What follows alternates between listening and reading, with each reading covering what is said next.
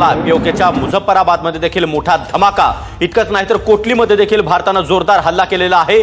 कोटली असेल, मुझफ्फराबाद असेल, ही पीओके मधील महत्त्वाची शहरं आणि या शहरांमध्ये दहशतवाद्यांचं पीक पाकिस्तान घेत होता। पाकिस्तान सेनेने भारताविरोधात F-16 विमानाचा वापर केला।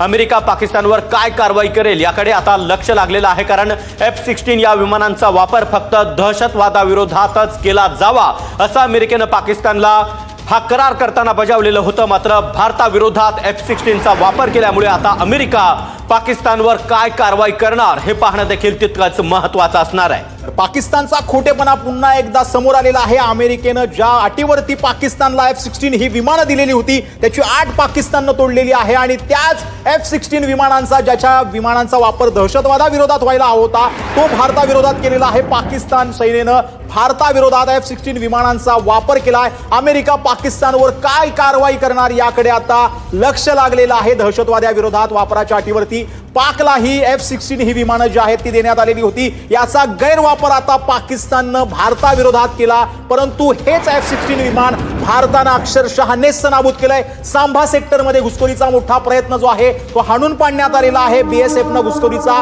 मोठा प्रयत्न हाणून पाडला। आत्ताच्या घडीची महत्त्वाची आणि अपडेटेड बातमी आलेली आहे। सांभा सेक्टरमध्ये घुसखोरीचा मोठा प्रयत्न जो आहे तो हाणून पाडण्यात आलेला आहे। भारताच्या हल्ल्यात पाकिस्तानचं मोठं नुकसान झालंय। आत्ताच्या घडीची महत्त्वाची बातमी आपण पाहतो आहोत। हल्ल्यामध्ये पीओकेतील काही टेरर कॅम्प जे आहेत ते उद्ध्वस्त करण्यात आलेले आहेत। भारताच्या हल्ल्यामध्ये पाकिस्तानचं मोठं नुकसान झालंय आणि पुन्हा एकदा टेरर